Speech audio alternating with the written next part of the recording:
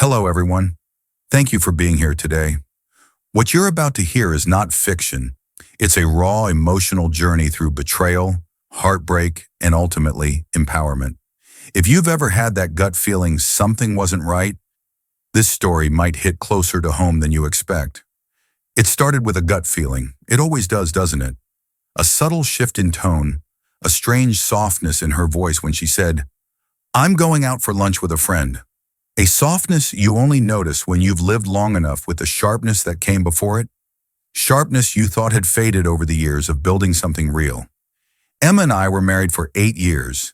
8 years of morning coffees, shared dreams, and the unspoken rhythm that comes from knowing someone deeply. I thought we were solid. Of course, we had our differences. Who doesn't? I chalked it up to the usual wear and tear of married life.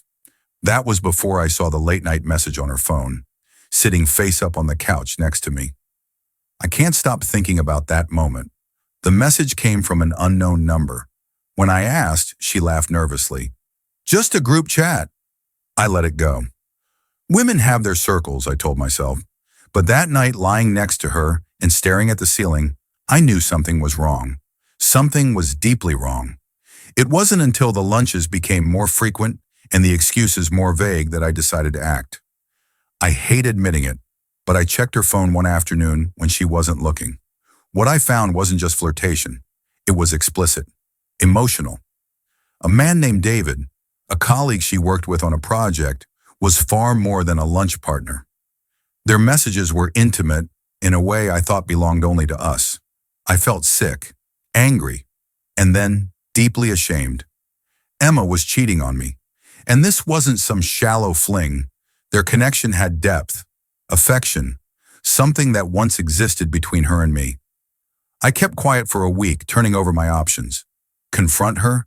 Pack my things and leave? Ask for an explanation? I did none of those. Instead, I planned. Carefully, quietly, I began researching. It didn't take long to find out David was married.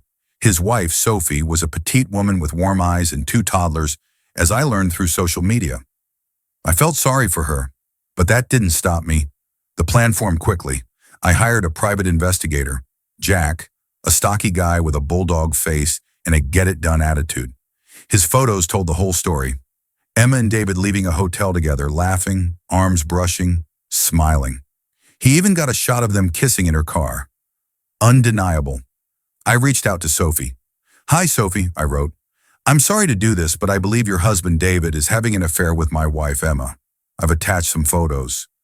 "Again, I'm sorry." She responded within an hour. Just one line. "Thank you for telling me." The first domino fell, but I had one more card to play. I wanted Emma to see what she'd done, to feel it fully. So I invited her to lunch. Just us. I smiled when I asked, tried to sound normal. She seemed relieved. Maybe she thought I was trying to reconnect. She didn't know it was the calm before the storm. The day came. I set the table. White cloth, best silverware, 2 glasses of wine. It looked romantic, but it was a stage, and the centerpiece was a manila envelope with everything Jack had gathered. Emma came in smiling, cheeks flushed. She stopped when she saw the table, and then the envelope. "What's this?" she asked. I motioned for her to sit. She hesitated, then did. I slid the envelope across. "Open it," I said. She did. Her hands trembled as she flipped through photos and printed text. She stammered, "I can explain," but her voice was hollow. I leaned back. "Explain what? That you've been lying to me for months? That you've been sneaking around with a married man? Throwing away our marriage?" Tears welled in her eyes. "It's not like that," she said. "Then what is it like, Emma?" I raised my voice. "Because from here it looks like you wanted it both ways." She broke down sobbing, whispering apologies. I let her cry, let her sit in the wreckage she made. When she finally looked up at me, I told her the last thing she expected. "I've spoken to Sophie." Her face went pale. "What do you mean?" "She knows, just like I do. You didn't just destroy one family, Emma. You destroyed 2. Then came the knock at the door. Emma froze. I stood up and opened it. Sophie was there, calm but her eyes burned.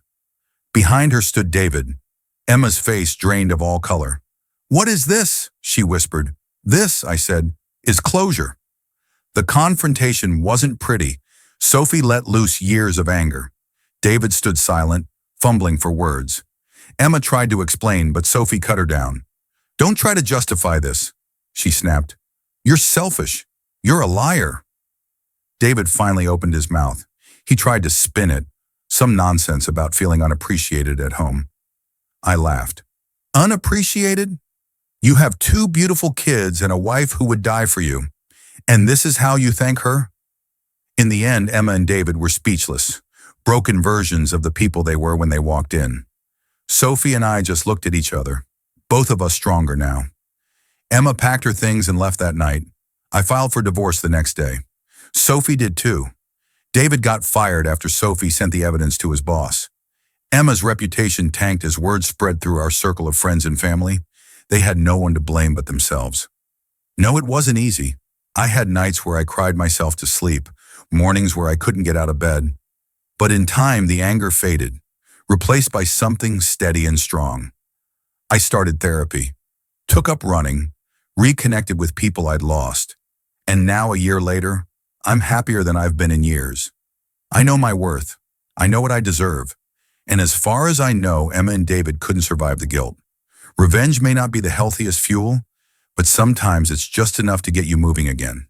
And I got my life back. If you've made it this far, thank you for listening. Sometimes pain carves the path to healing. And if you're going through something similar, just remember, the truth may shatter illusions, but it also sets you free. Take care, and I'll see you in the next story.